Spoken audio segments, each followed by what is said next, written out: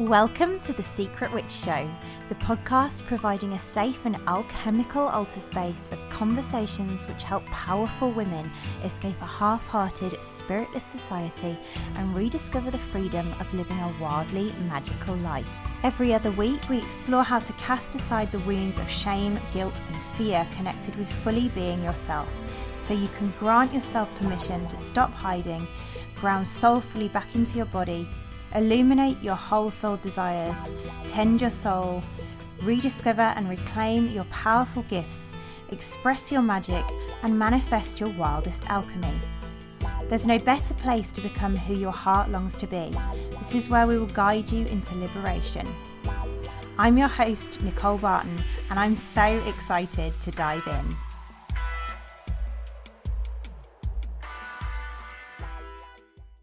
Hello, magical ones. Welcome to the show. I have been really feeling the call of community, the importance of community in today's crazy world where we spend so much of our time disconnected, and we're going to be talking about that in today's upcoming episode. But I'm seeing more and more how community is one of the important elements of our path here at Team Secret Witch and the journey of Archetypal Apothecary. So if you are feeling that call too, if you're feeling like perhaps you're the only one who is magical, you're the only odd, strange, sensitive woo woman, then you might want to come and join us in our Secret Witch Society over on Facebook. If you search Secret Witch Society, you will find us. There are a beautiful bunch of women gathering in there and have been for a while. It's just one of my favourite places to hang out online, and it goes much deeper than most of your average muggle groups. So that's your first invitation. Other than that, on the Secret Witch Show today, our guest is Dean Bentley. Dean is a mentor, storyteller, soul worker and walker of the underworld. His mission is to bring light into the dark, allowing others to transverse the depth of their own soul to bring forth their unique medicine. He helps people turn their pain into art, in the process rewriting the old stories of their lives so they may live powerfully, purposefully and pleasurably. He gives rise to a new collective story of what is possible. In this episode, we explored the importance of soul work, of the descent into returning to our bodies, and how dream work is really a valuable way into that reclamation of soul. We dived into some mind-blowing truth about how the dream world is a portal to soul, how our dreams are already showing us where to look to reclaim our soul's wholeness and heal if only we would choose to look. I'm so excited to share this episode. I've been manifesting someone to talk about dreams for a while, and magically we weren't even meant to be talking about what we were going to talk about today, so it's quite magical how it came about. Let's dive in. Welcome, Dean. Oh my goodness, I am so delighted to have you here. We first connected through a crucible that we were in together, and I was I remember just reading your writing, which is so moving and so brilliant, and I was like, this man is speaking to my soul. So and then we magically agreed to be on each other's podcast, and here we are. So I am deeply excited to have you here to share your wisdom with us, so welcome. Nicole, thank you for having me. I felt that, like, you just shared with me the current we're working with here on the Secret Witch Show, and I was like, oh, that's speaking to my soul. So I feel that connection, and I'm so excited for this conversation. Me too. I'm super excited. I've been looking forward to this. Just to start, what I normally do is invite people to share their journey, and I think we're talking particularly around the descent to soul and for healing, and also we're going to touch on dreams, which I'm so excited. In fact, I've been like manifesting a guest for dreams for ages, so I'm really excited for this. So if you feel called, then I'd love to hear a little bit more about your own journey into soul, and also then moving into your journey with dreams. I know you talked about somewhere having especially vivid dreams, and vivid dreams for me is part of the picture really of being a magical one, so I'd love to hear more. Yeah, so touching on the dream space first, I'd love to touch on that because it wasn't when I started this journey, that was 10 years after I was dealing with dreams and really encountering a lot of dreams. So probably around when I was 10, 11, around that time in my life, I was having nightmares constantly. And so at this point, I didn't know what they were. I didn't know what they were. And each night I would go to sleep and they could terrify me. They could make me not sleep and all of this. And I was like, what are dreams? And I remember being like chased, consumed, whether it was by water and I'd drown, consumed by dinosaurs, zombies, robots, and just like ripped apart in my dreams and all of this. And this was probably a sign, like when I reflect on it now, I can be like, oh, there was some deep shadow work here. There was some deep things I needed to look at. But I was, a 10-year-old kid. I didn't understand this at all. And it wasn't until about over 10 years later, I started on my actual spiritual path. And up until that point, when I went to uni, and during that time, I started having a lot of hectic dreams, having a lot of nightmares again, and all sorts of things. But I was very avoidant of actually facing it at this time. Like if I reflect, I can tell I was in a lot of pain and suffering, but I just numbed it. So I was drinking a lot of alcohol, I was smoking a lot of weed, and I was just like, party, party, I'm going to avoid all of it. And then that slowly accumulated with a lot of depression, anxiety. I was cutting myself for a while, and I was like, it wasn't until I got to that point, I was like, something's fucking wrong. And I was like, I was lost in that. And I didn't realize the connection between my dream world and like my own journey. And at that point, it got to where I was like, I started exploring spirituality. And like most things happen in the spiritual realm, I went the very love and light realm. I was like yogic. I was, yoga, meditation every day. I'm going to ascend out of my body and not deal with any of this material reality. I was like, let me escape. Let me get out of here. I don't want to deal with money. I don't want to deal with any responsibility. Let me just be a fairy in the wind.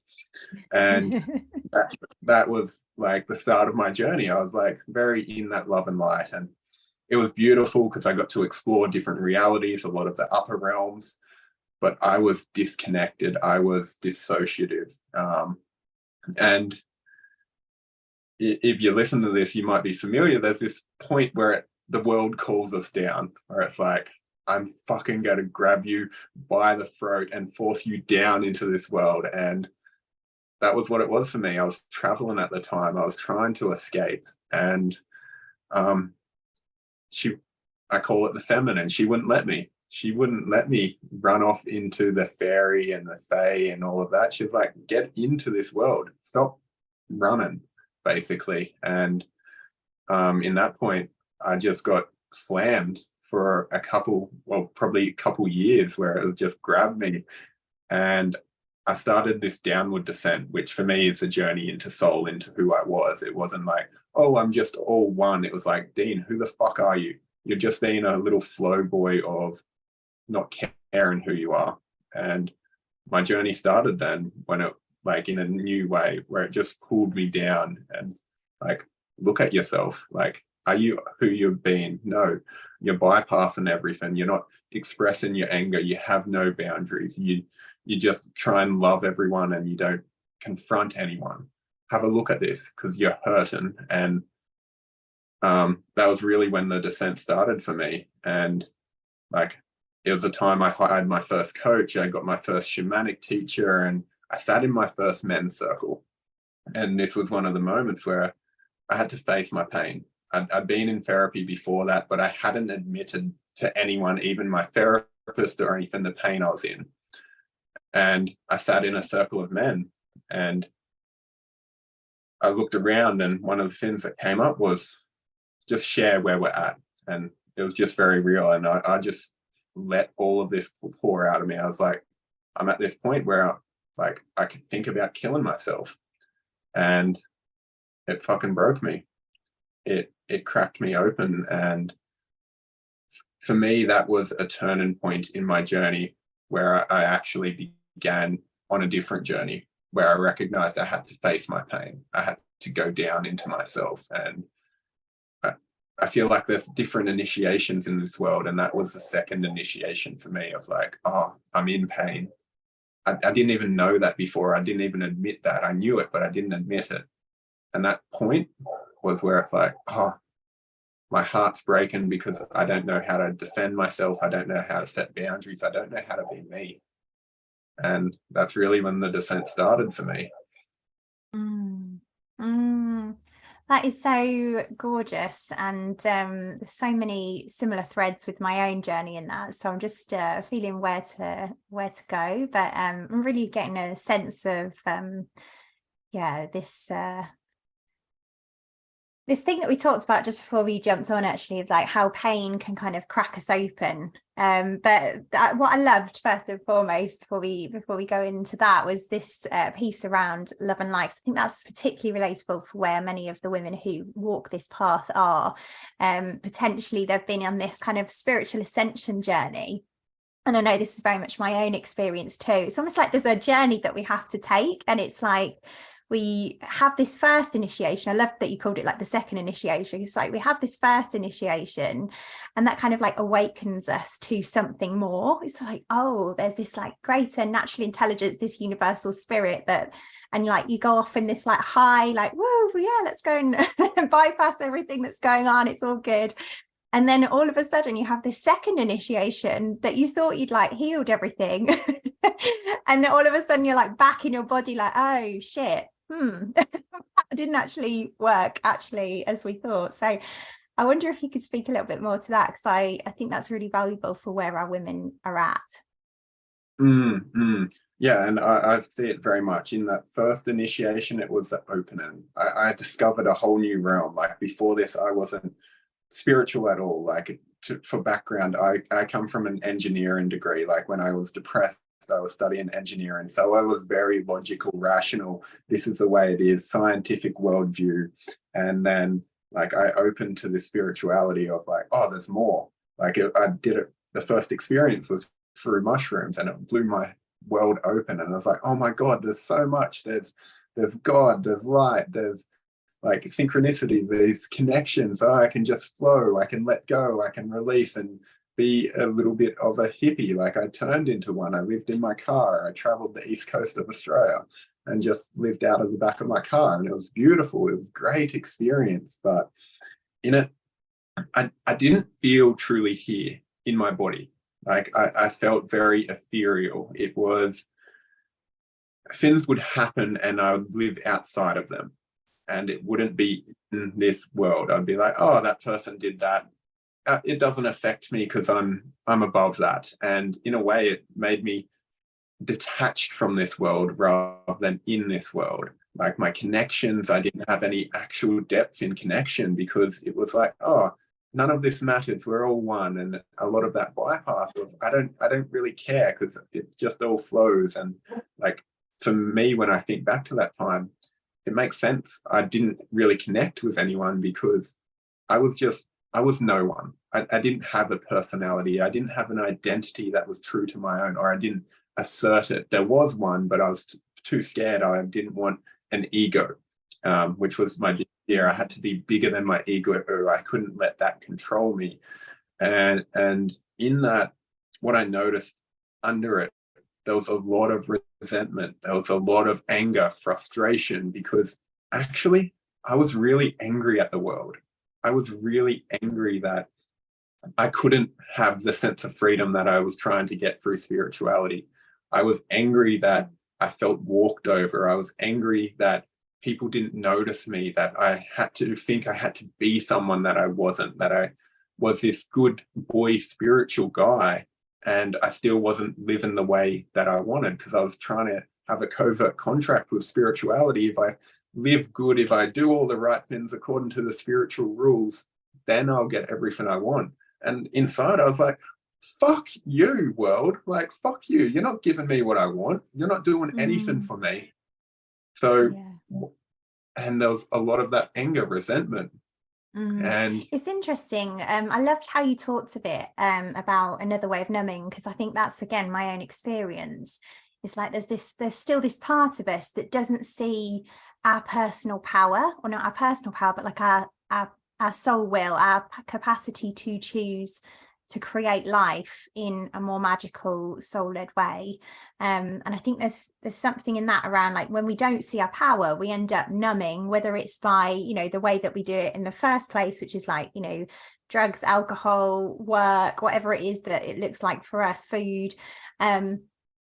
And then we go from that numbing into like a different kind of numbing, which is this more spiritual ascension numbing, where we're just like bypassing everything because it's all just a thought. It doesn't really matter. You know, there's no us. And I love what you spoke to there around almost like the descent being coming back to our uniqueness. The way that I often talk about it is like, there's that quote by Rumi, can never get it the right way around though. Like, you're not the ocean.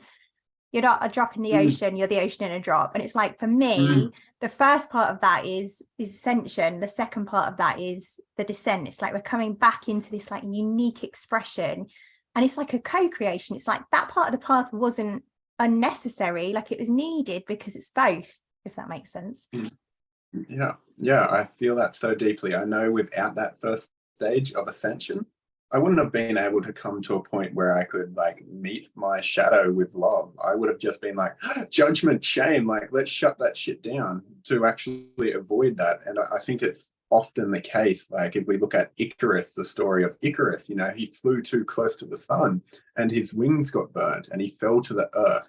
Now, I think that tells us the story of like, oh, we think we're above the world, we think we're outside of it, and then we have that experience where it's like, no, something pulls us down into the world because we're meant to be of this world. That's why we came. Like, we're spiritual beings in a human body, so we came here to have a physical experience, because otherwise what would be the point? If we wanted oneness, we would have stayed where we were. So yes. Returning to before due time is like, why? I love that. Into the world. Yeah, and the body. Yeah, I love that, what you just said there around, like, if we wanted oneness, we would have just stayed where we were. Yeah, exactly. Like, we've got this unique human experience, and the body is such an important, we can't have that experience without the body and coming into the body. So, I'm just wondering where to go now. There's something about, I'm wondering about, if we talk any more about the body feels to me to be the piece that's missing when we're kind of floating, and it's something that I see so many secret witches, which is essentially women who don't know their own power and magic, that they are so often not in their bodies. And I'm wondering if we could just talk to that a little bit with your own experience. I like where I'm feeling this thread go, because often when I think of a lot of the light ascension path, the disconnection is to life, and a big part of that I see is sexuality, which is creation, life force. And like, when I think of sexuality and the energy between it, it can be quite dark and gritty, and it kind of has that earthly feel of pulling one down into the world. And I know for me that was a big disconnect from my sexuality, from my power. And so both my anger and my passion, but also my sexuality and the fact that I get to create in this world, not just like sexual energy in the sense between a man and a woman, but sexual energy that I'm a creative being that is here to create in this world, to give form to life and allow that to move through me. So for me on this journey, a lot of the work on the descension, there was a lot of sexuality involved in that, like connecting to my body and actually going into it. And at the start of that journey, when I began to work with the body, there was a lot of trauma and a lot of unconscious programs that I lived in my body. Like, I remember the first breathwork journey I did, which was like something that was profound for me. I couldn't even choke out one word. Like, it was the biggest effort. I felt my throat close up and tight and constrict. And then finally a word emerged. And to me, this was a trauma response from all the times I couldn't use my voice when I was young, when I didn't have someone to hear me, when I didn't have that. And as we journey downwards, I find that the body holds all of that tension. And the deeper we go into the descent, the more trauma comes up, because we're going into the literal body. There's fascia in there that has taken the memory of that trauma. and stored it within itself. So I for me in my work, I treat the unconscious and the body as very similar beings, like one and the same. And so a lot of our unconscious programs, that they live within our body. Oh, I'm tight in the hips. Oh, what else could that be? Oh, I can't move my sexual energy as well as I like. I don't have movement down there. My foot is like off cue, or it's hurting right now. Oh, maybe I'm not standing on the ground firmly. Like actually beginning to look at these connections and these connotations. And like for me, the journey downwards, it wasn't pretty. And this is why I think we don't get told about this, is mine was fucking messy. It had me crying like for days on end, for weeks on end, punching shit, being so overwhelmed by anger I didn't know what to do with, being like breaking down just like in a conversation and not knowing what to do with that. And my nervous system just calibrated to this new level of embodiment, because before that, my soul wasn't in my body.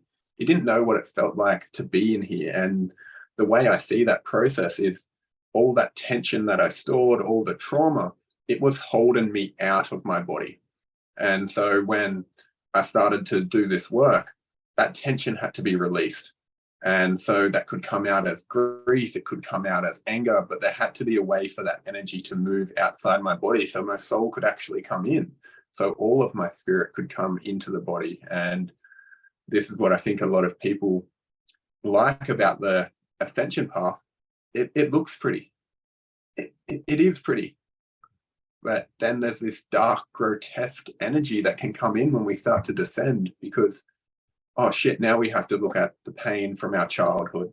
Now we have to look at, oh, I was hurt by this person, my heart broke, and now I have walls around my heart that I've never let someone in again. Oh, now I've got to feel that pain of that grief of my father, my mother leaving me, or whatever that was. And that's one of the hardest things, to be with them emotions.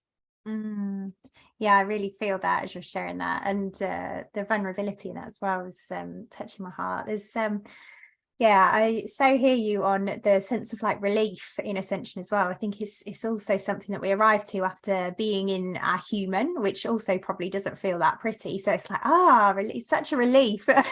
And yet there is this piece around ascent. What I'm wondering, and this is, you know, me thinking from where our listeners are at, it's like, I know the question that I hit up against quite often, or that people ask me, is like, why do we journey into all this pain, all this mess?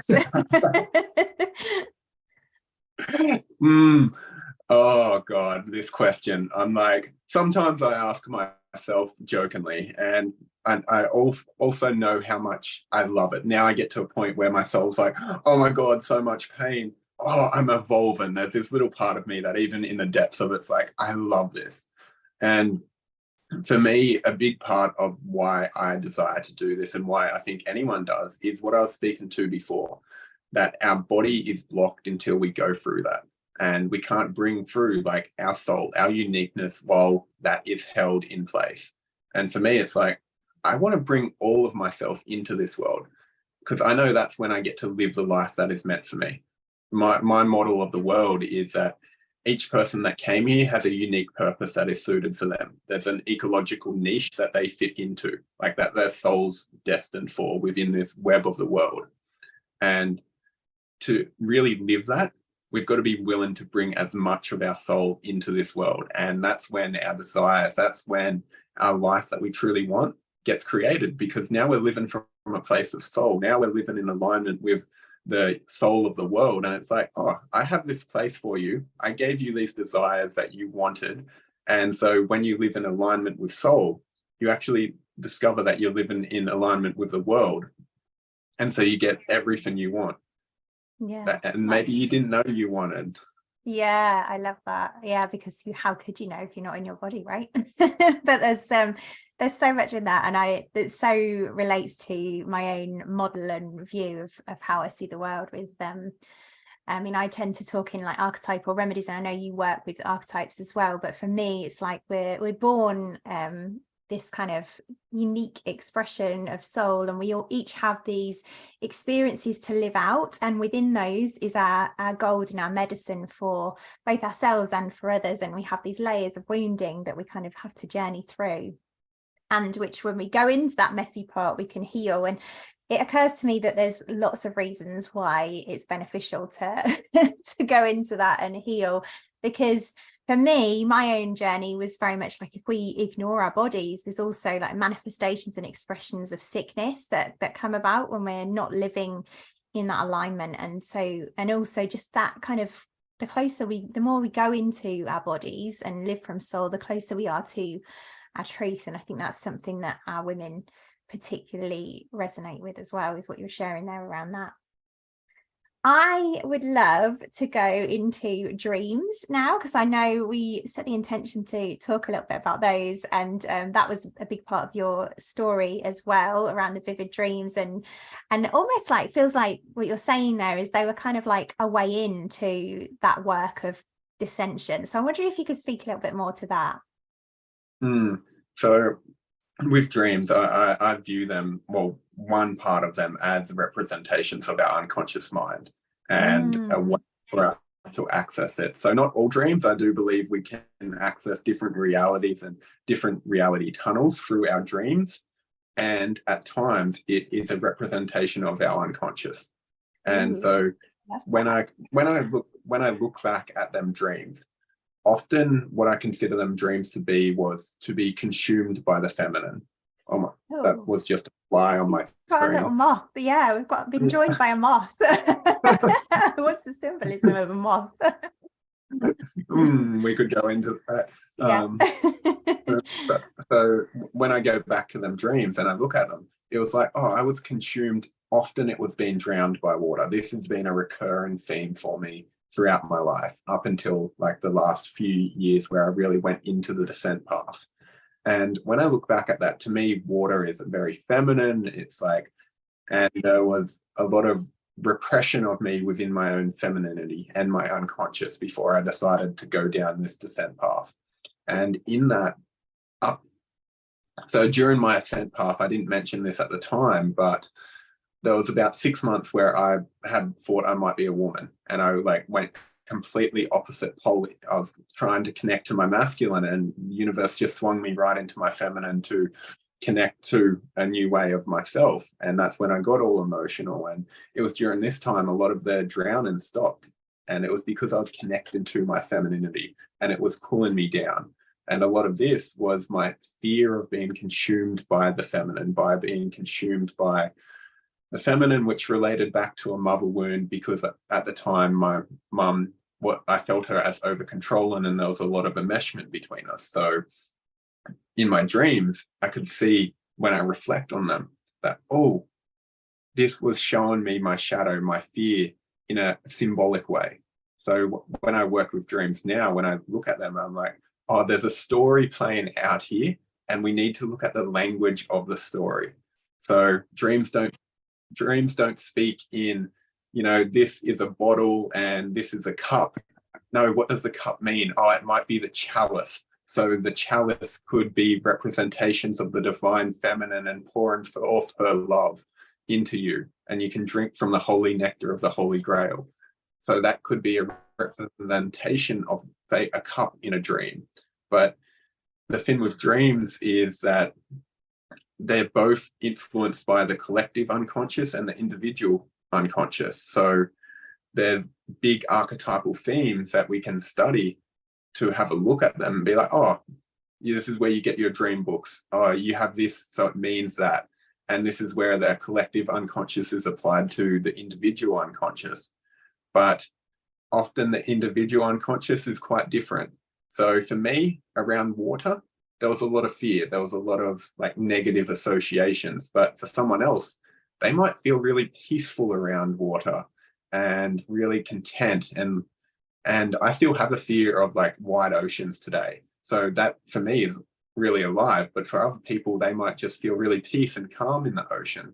So there's a different association, and our languages for a dream would be different that involve water. So when we begin to look at dreams, it's like, oh, what's the collective meaning? And then the individual to really hone in on that to give context to the greater story. My goodness, you literally just blow my mind. I'm so excited about this. When you were first speaking about, I was like, oh, so dreams are like they're mirrors, which, you know, kind of know anyway, but it's just the way that you put it. It's like dreams are mirrors. Therefore, essentially, they're the same as archetypes. And then you went deeper into that, and I was like, oh, amazing. But it's just making me think about how essentially dreams are us working or kind of automatically with archetypes in a way. It's like if we're not doing it consciously, our dreams are doing it for us. Yeah.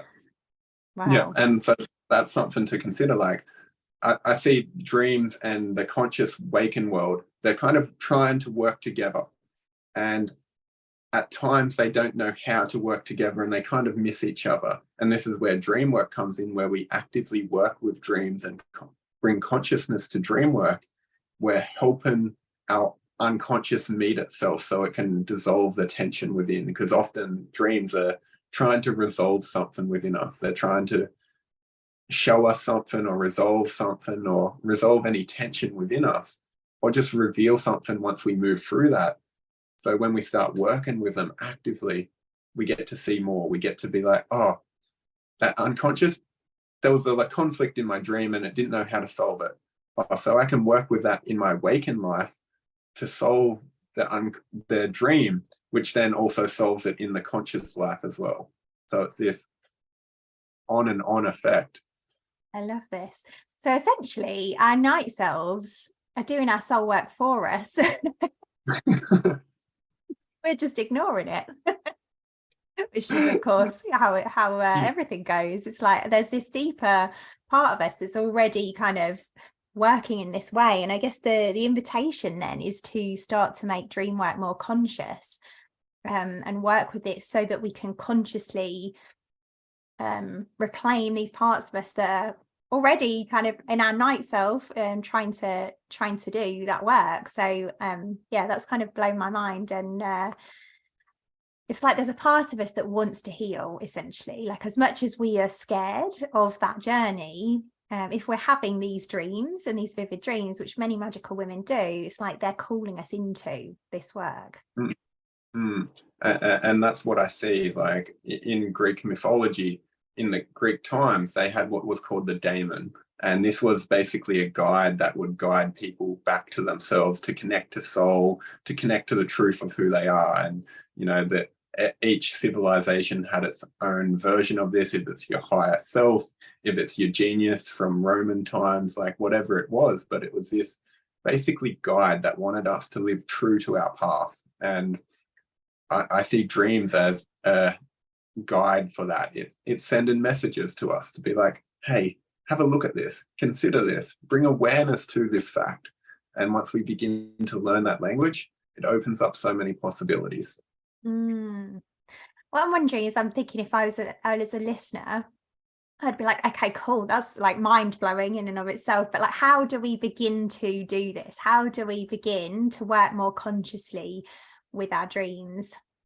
So the first place I start is bringing awareness to them. So actually beginning to remember them, bring awareness to this fact. Because I know for me, even now, if I don't record dreams, most dreams, they're gone with 5 minutes of me waking up, and like they just disappear into the ether. So one of the first things I teach people is to actually begin recording their dreams, to bring consciousness to it, and not even do anything with it at this point, but just to record the dream. And the more we do this, the more we bring awareness to it, it trains our mind to be like, oh, dreams are important now. I'm going to remember more of them. So even if you're starting out and you don't know how to connect to your dreams at the start, have a journal next to your bed with a pen. And in the morning, just wake up, and the first thing you do is roll over and record anything you had of that dream. Even if it's like, I remember waking up, or I didn't remember anything today, but just training yourself to actually be like, this is important. And then over time, that will help bring that in. And then if on top of that, like you can begin using herbs and different things, Damiana, mugwort, they're great herbs. Mugwort, if you're pregnant, do not use, please. and check in with everyone. I'm not a herbalist, but Damiana is generally safe. Mugwort, not so if you're pregnant. And then from there, just beginning to see patterns within the dreams. Like begin asking yourself and tuning into your intuition, just being like, hey, what does this dream mean? And taking a second to listen to that and tune into that, because there's so many possibilities of what that could be, and begin to consider. Yeah, I love that. So almost the first step is, even if you're not remembering a lot of your dream, what's your sense of why people might not remember?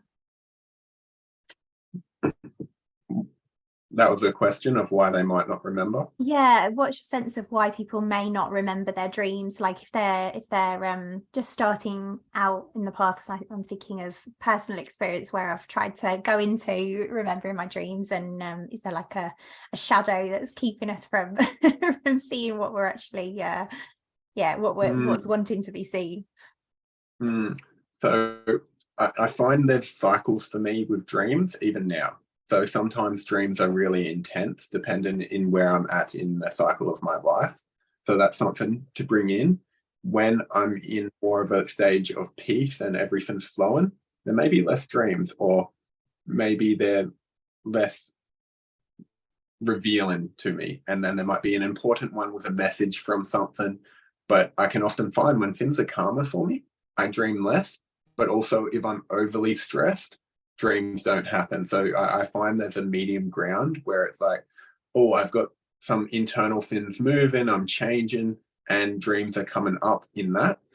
For me, that's a sweet spot where it's like, oh, got a little bit of pressure, I'm doing some internal work, I'm looking at myself, I'm reflecting, dreams are coming through, and maybe I'm learning something that feels really in alignment with my soul. Often when I'm going into a new setting or something new, dreams come on quite strongly. If I'm starting learning a new practice that my soul is alive by, it's like, yeah, that's for you.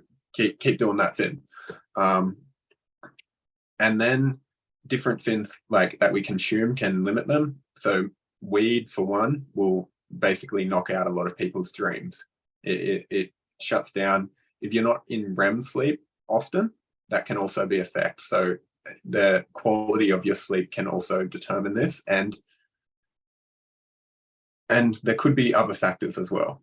But I believe a lot of intention, and then you can, if you're cleaning up your diet, if you're looking after yourself and clearing the channel up, because I do see it as somewhat as a channel, and you're opening in the nighttime. If you're not open, if you're not fully open, and so there might be inflammation by food, you're not exercising, start with the basics of looking after yourself, and then become more intentional. I believe with intention, we do break through most barriers.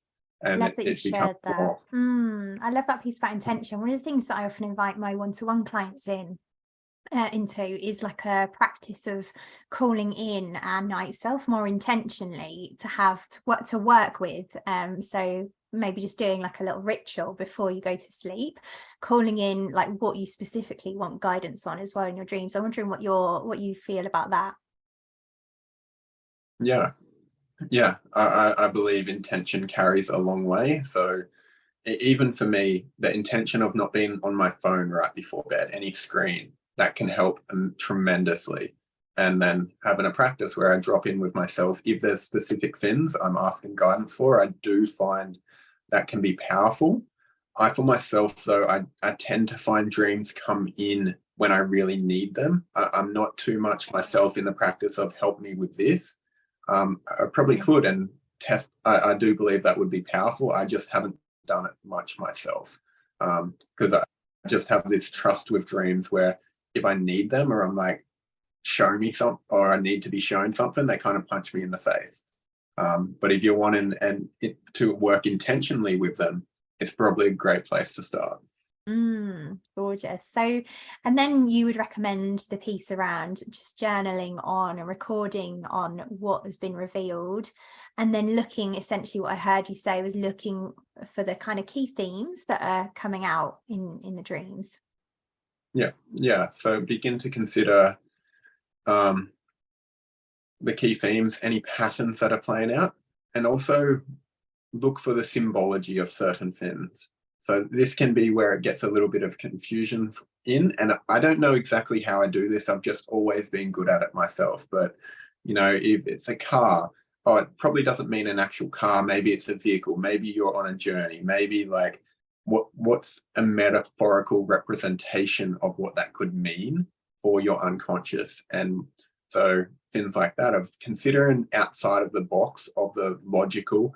Oh, you know, if I dreamt of Nicole, oh, I wouldn't be like, oh, that was about you.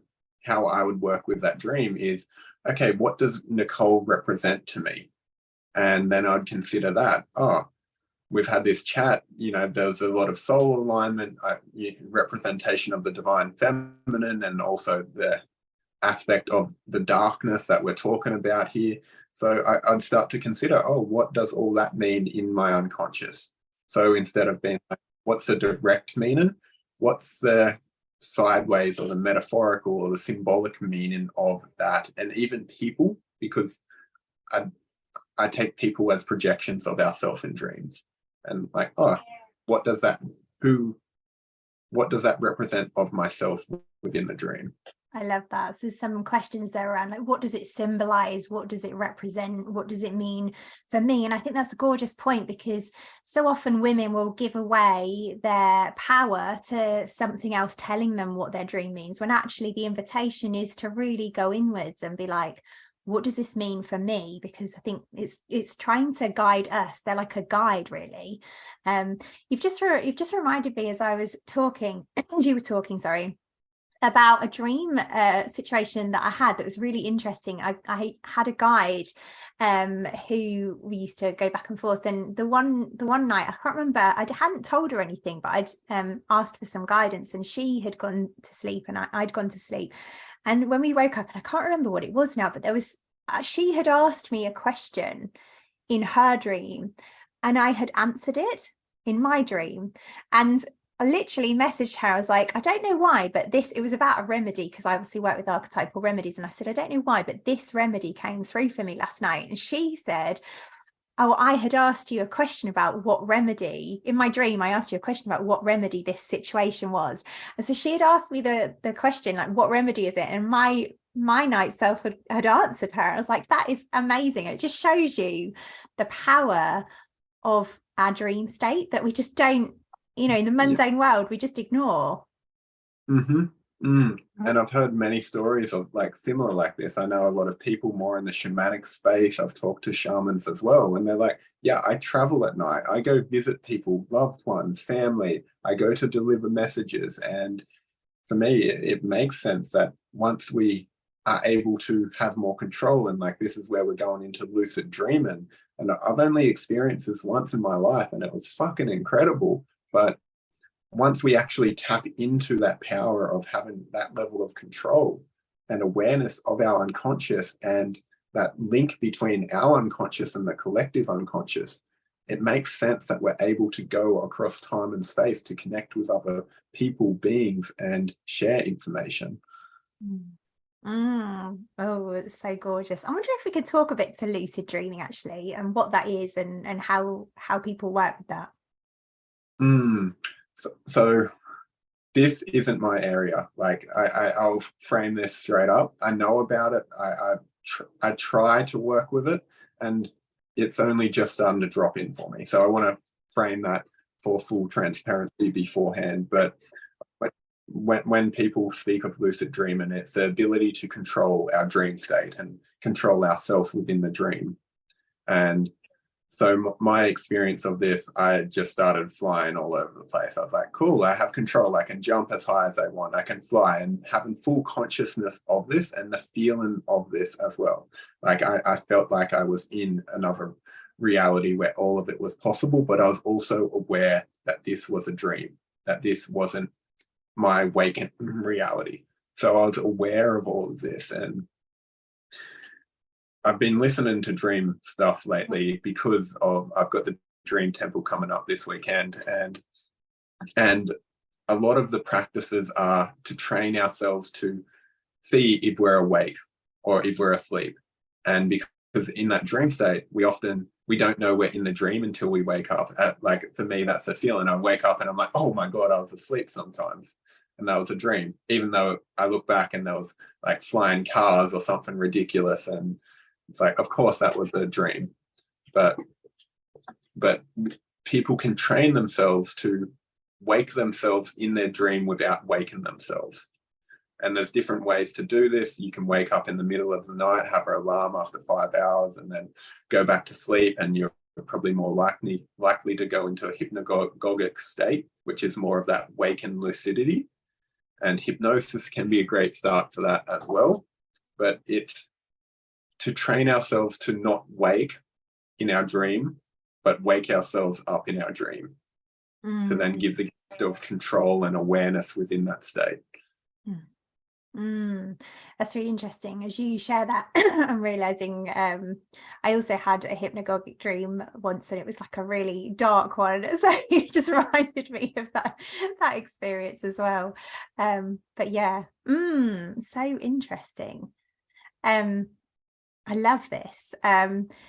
Yeah, I'm wondering, I would love to hear more about your dream temple, just by the way, but I'm also wondering if there's any other kind of practical things around that before we kind of move into a close, that are relevant to share.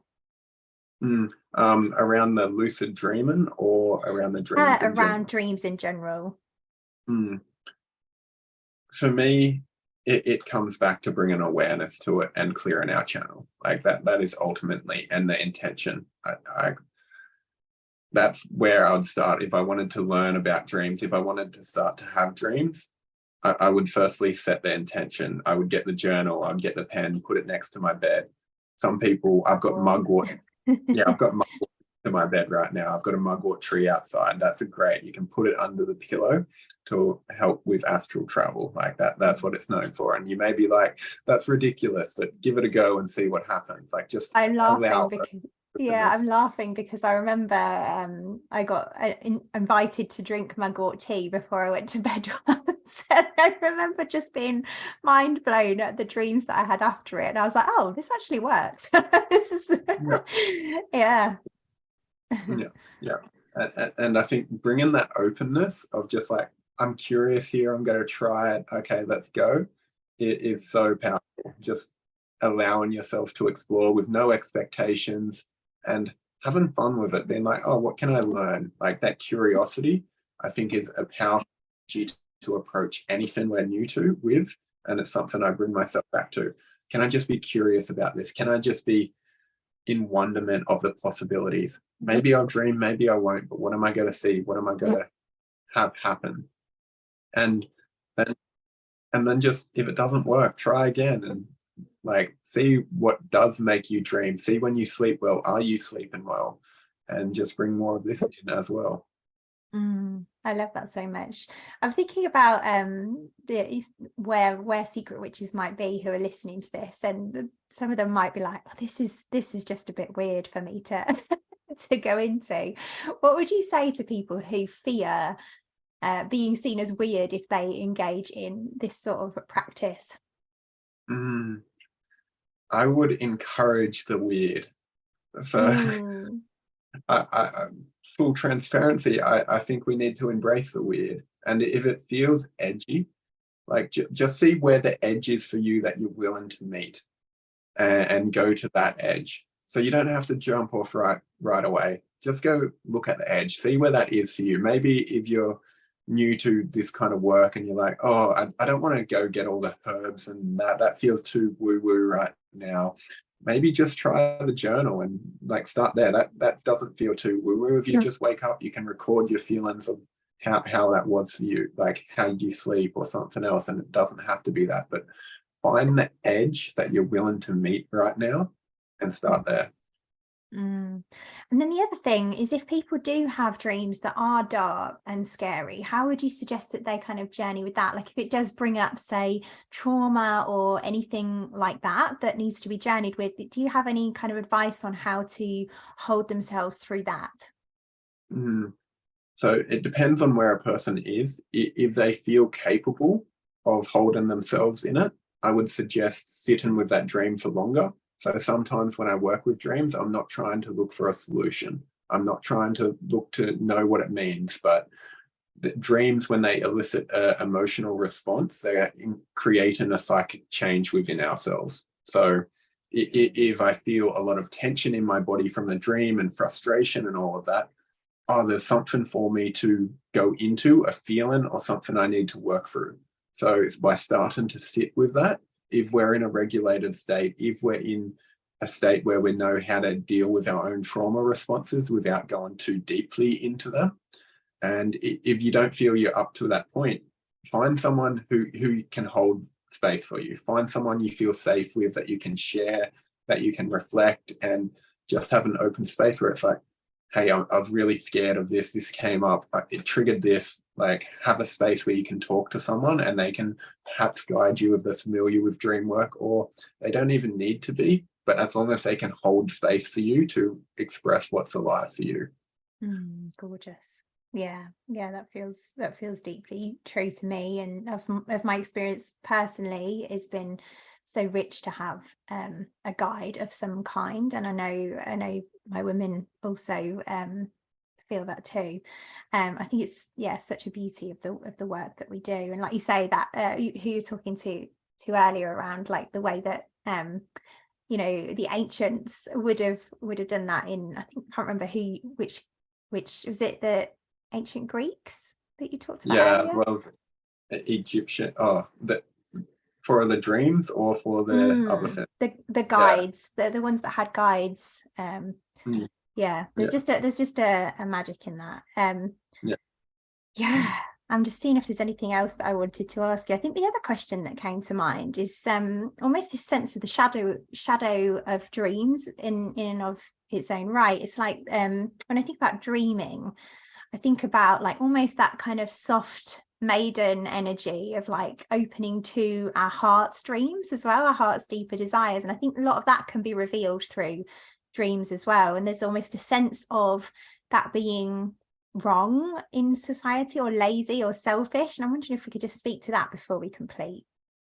Oh, I like where this is going. And like, for me, our dreams, it's like anything of spirituality. If we're to tap into the love and light that we spoke of before, if we're not bringing that down and through us, to me, it's unhealthy, it's unintegrated. And I can see the same shadow with dreams of, we actually need to bring this through the body and allow our body to learn from this and bring it into the world. And it's the same with, there is this like maiden energy that can come with dreams. Like when I think of oracles and different things from ancient times, they were often these maidens, these virgins that would be in ritual, be in ceremony, and became the oracle that would tap into like the divine's will to bring through vision and prophecy. Yet I think there can be a misconception that dreams are maiden energy because of that. I don't, like, when I think of the dream world, I think of the underworld.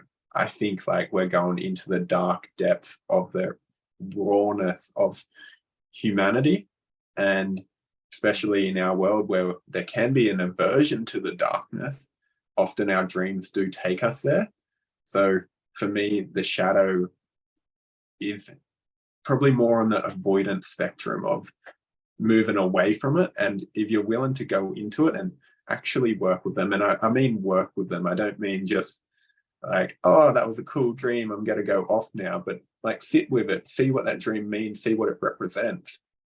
I feel when we do that and we meet it, it's like any shadow, it disappears if we're willing to meet it full on. I love that so much, which then of course probably frees up our maiden to be able to dream in terms of like find out her heart's deepest desires.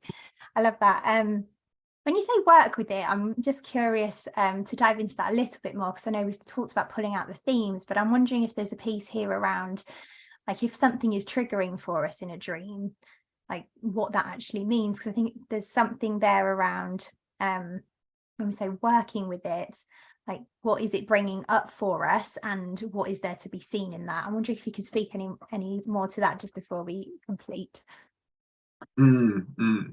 So I'll go into examples. So I used to have a lot of these nightmares where I was getting attacked, or like I was getting provoked by something, hunted, different things like that.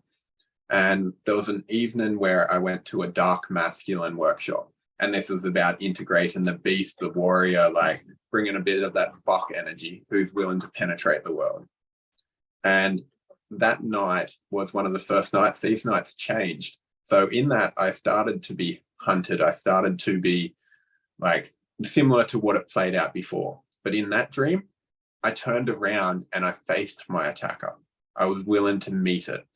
And no longer was I scared of that penetrative force, which was represented by a shadow in my unconscious, but I was willing to meet it. And when I did that, the dream dissolved. It changed. It wasn't dark and moody anymore. It was like, oh, like I felt in my power in my dream. I felt like I could show up and meet this darkness, and that was okay.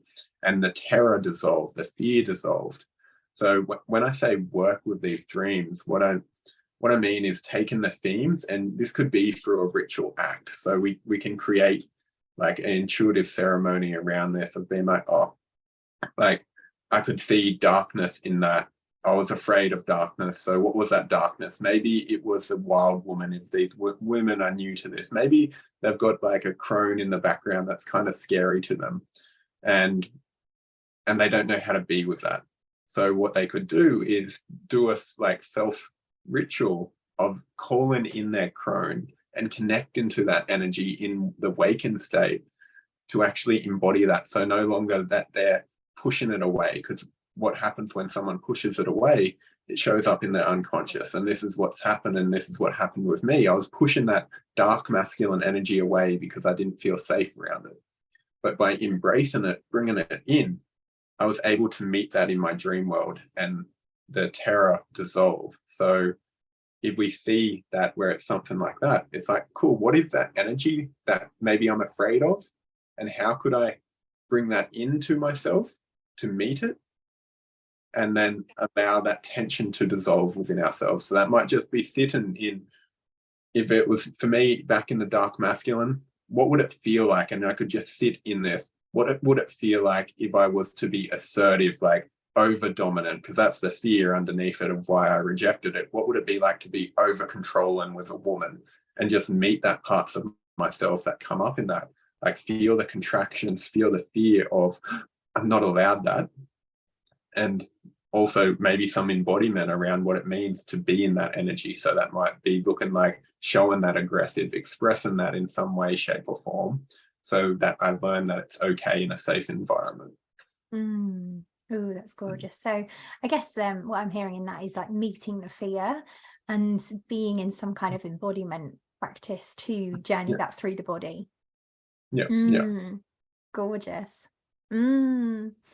Beautiful. Well, that feels like a good place. We kind of come full circle back to the body, which is perfect. It feels like a good place to complete. I would love for you to share how people can find out more about you and your work, and share anything that's alive for you that you're creating at the moment.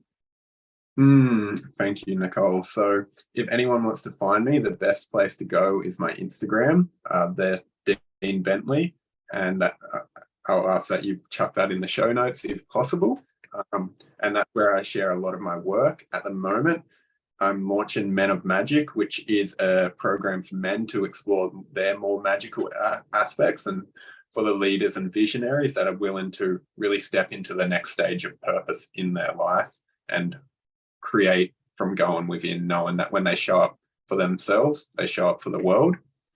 And the other thing I'd love to share is, by the time this might be released, I will probably have started releasing my podcast, The Weird Way, which will be on every podcast platform. So if you want more of me, find me there as well. I love that. Given I asked you about how to embrace the weird, that feels perfect. Yes, exactly. That's why I love that question. Gorgeous. Well, thank you so much, Dean. This has been such a gorgeous conversation. It's blown my mind, actually, the piece around dreams, and I'm already doing the work for us as well. So thank you. Absolute pleasure, Nicole. I thank you so much for having me. This has been such a pleasure. I know I say it every time, but this truly was one of my favourite episodes of the show. Here are my takeaways. Healing is a journey of coming back into the body, of pulling things down into the world, which is important because trauma is held in our bodies and we need to move it through to heal. It takes a journey down into the body to do that. There can be a temptation to bypass that because of the fear, by numbing ourselves with food, drugs, alcohol, work, or whatever our guilty pleasure is. And even spiritual forms of ascension, which have us only see the oneness of life when really it's a co-creation, can be a form of numbing. The dream world is a portal to our soul where we can start to work with the symbolic themes that are being reflected to us. Dreams are like archetypal guides that are there to reflect what is unconscious and wanting to be seen. If we aren't choosing to do the work to uncover what's unconscious, in effect, our dreams are doing that for us at night, and we can either choose to look there or not. If we do choose to look there and work with our dreams more consciously, there's so much healing of the patterns that have been held there unconsciously. Dean shares more on how to do this in the episode. If you'd like to get the show notes and links for everything we've chatted about in this episode, head to www.secretwitch.co.uk. If you know a secret witch who would love this episode, please share with them to help them liberate themselves. And so you don't miss out on next week's episode, head to your podcast app of choice and hit subscribe. Thank you so much for listening. I'll see you next time.